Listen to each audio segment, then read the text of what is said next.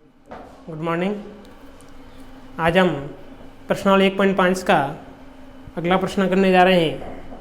इससे पहले हमने 2 प्रश्न किए, इसमें व्यंजकों को सरल किया, जिसमें परिमेय और अपरिमेय संख्या को किस प्रकार से जोड़ा जाता है, कैसे घटाया जाता है, किस प्रकार सरस्मिका को लगा के सरल करते हैं। इसके अलावा पता किया था कि परिमेय कौन सी है, अपरिमेय कौन सी है। इसके बाद में 1-2 प्रश्न और है इसमें, जिनमें आपको जानने की जरूरत इतनी नहीं है। एक प्रश्न आपको संख्या रेखा में दर्शाना है, जो हम ऑफलाइन क्लास के दौरान करेंगे, क्योंकि थोड़ा कठिन आपको महसूस होगा, क्योंकि इसमें प्रकार पेंसिल की जरूरत पड़ेगी, तो उसको हम ऑफलाइन क्लास के दौरान पढ़ेंगे। साथ ही साथ अगला प्रश्न 5वां 1.5 का अंतिम प्रश्न है। इसमें पूछा गया है कि हरों का परिमीकरण कीजिए। तो हमारा प्रश्न है 1/7 माइनस √6। इसका आपको क्या करना है, हरों का परिमीकरण। तो देखो हर हमारे पास ये दिया हुआ है, इसका हरों का परिमीकरण करना है। तो देखो कैसे सरल करते हैं। पहला प्रश्न है 1/7 माइनस √6। अब आपको सबसे पहले अंशवार को किससे गुणा करना है, क्योंकि हरों का परिमीकरण करने के लिए अंशवार को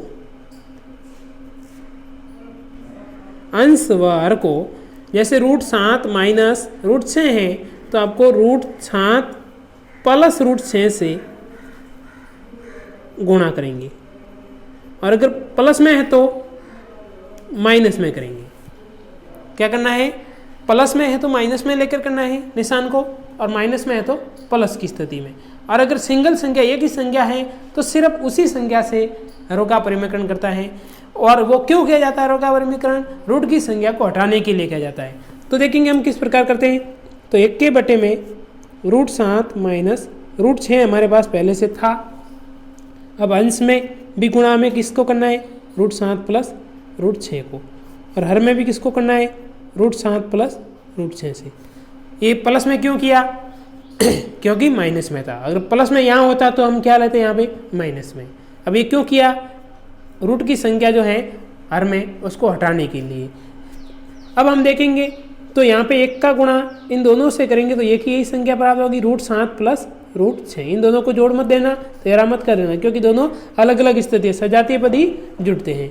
फिर आगे देखेंगे तो ये आपको एक सरस्मिका, मैंने पिछले वीडियो में पढ़ाया था कि a माइनस बी और a प्लस बी की स्थिति बनती है, तो वहाँ पे एक सरस्मिका का निर्माण हो जाता है, a² माइनस b²। देखो तो a माइनस बी और a प्लस बी दोनों सेम स्थिति संख्या दिखाई दे रही है, तो यहाँ पे सरस्मिका हमेशा बनती है a प्लस बी और a माइनस बी, जिससे a² माइनस b² बनता है। तो a का स्क्वायर बनेगा तो √7 का स्क्वायर और √6 का स्क्वायर, ये a² माइनस b² की स्थिति बन जाएगी।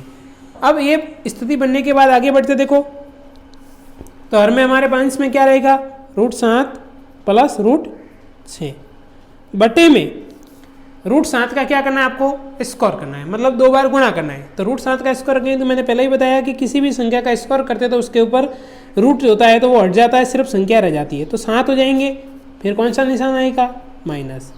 अब √6 का स्क्वायर करेंगे तो कितना बनेगा, 6 बनेगा। अब इसको घटाएंगे तो देखो √7 प्लस √6 बटे में कौन है, 7 में से 6 घटा तो 1 हो गया। अब इसका 1 का भाग लगेगा तो क्या प्राप्त होगा, √7 प्लस √6। इस प्रकार से आपको हरों का परिमीकरण करना है। अब बटे में 7 भी कोई भी संख्या आ गई तो आपको ये मत कहना कि इसमें तो पूरा पूरा भाग नहीं गया। तो जो संख्या आती है वो उसी रूप में लिखी जाएगी। सिर्फ ये हरों का परिमीकरण इसलिए किया जाता है कि इसके रूट की संख्या थी, उस निशान को हटाना है। इसका उद्देश्य एक ही है, और इस निशान को हटाने के लिए क्या करना पड़ता है, अंश व हर को गुणा करना पड़ता है। अगर प्लस की संख्या है तो माइनस में लेके, क्यों माइनस में लिया जाता है, क्योंकि a प्लस बी और a माइनस बी की सरस्मिका बनती है। उसके बाद में अगर सिंगल संख्या जैसे केवल √7 आए होते तो अंश में भी √7 का गुणा करना है और हर में भी √7 का गुणा करना है। सिर्फ ये रूट की संख्या को हटाने के लिए हरों का परिमीकरण किया जाता है। फिर अगला दूसरा सवाल है, उसको देखेंगे।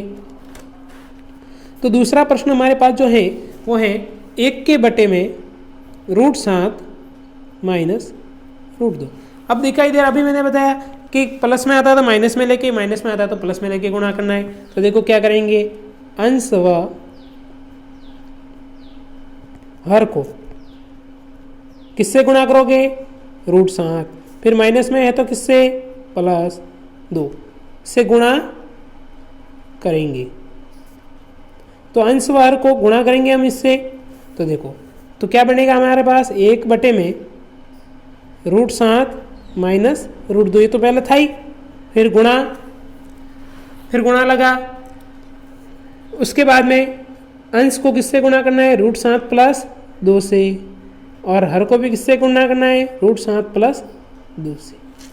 तो ये हमने गुणा किया। अब देखो गुणा किस प्रकार लिखा था जाता है, तो 1 का गुणा √7 प्लस 2 से करेंगे तो √7 प्लस 2 ही आएगा।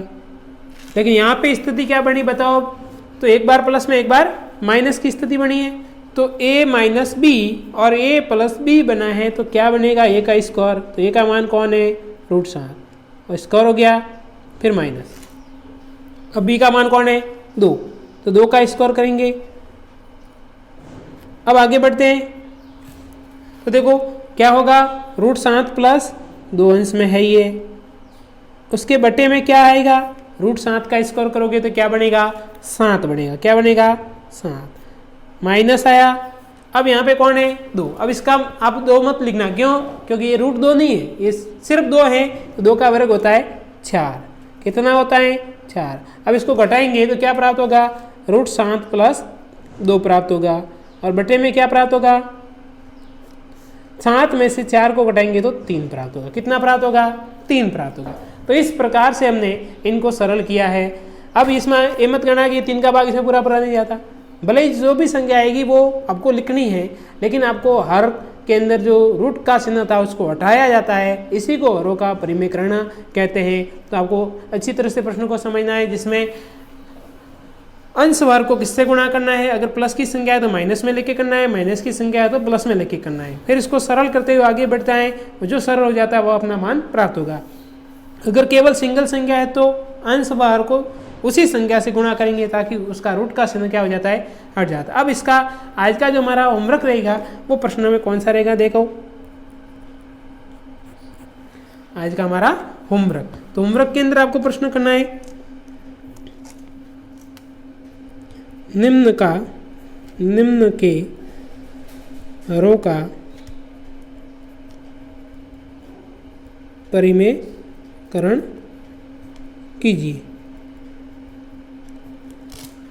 तो पहला प्रश्न है हमारा, 1 के बटे में √5 प्लस √2 है एक, तो दूसरा जो है 1 बटे √7 है। अब यह आप कहोगे कि यहाँ तो एक ही संख्या है √7 ही, तो आपको पता है इसका रूट का चिन्ह हटाने के लिए अंश व हर को √7 से ही गुणा करेंगे। यहाँ पे प्लस है तो किससे गुणा करेंगे, माइनस से करेंगे। इसी प्रकार एक और दे देता हूँ मैं प्रश्न, इसमें लिख देते हैं कि 1 बटे में √3 प्लस √2 है। तो आपको यहाँ प्लस की स्थिति दिखाई दे रही है, यहाँ पे भी प्लस की स्थिति है, यहाँ पे सिंगल संख्या है, तो उसको आपको हल करना है। तो आज का टॉपिक हमारा यही खत्म होता है, जिसमें हमारा मुख्य प्रश्न था हरों का परिमेयकरण करना। तो ये हमारी प्रश्नावली 1.5 का टॉपिक पूरा होता है। इसमें एक प्रश्न बचा हमारा, जो है संख्या रेखा पर √9.3 को प्रदर्शित करना, जो हम ऑफलाइन क्लास के अंदर पढ़ेंगे। फिर हमारा अगला टॉपिक आएगा घातांक से संबंधित, जो सरल करेंगे 1 प्रश्नावली 6 के अंदर। फिर अगले वीडियो में पढ़ेंगे।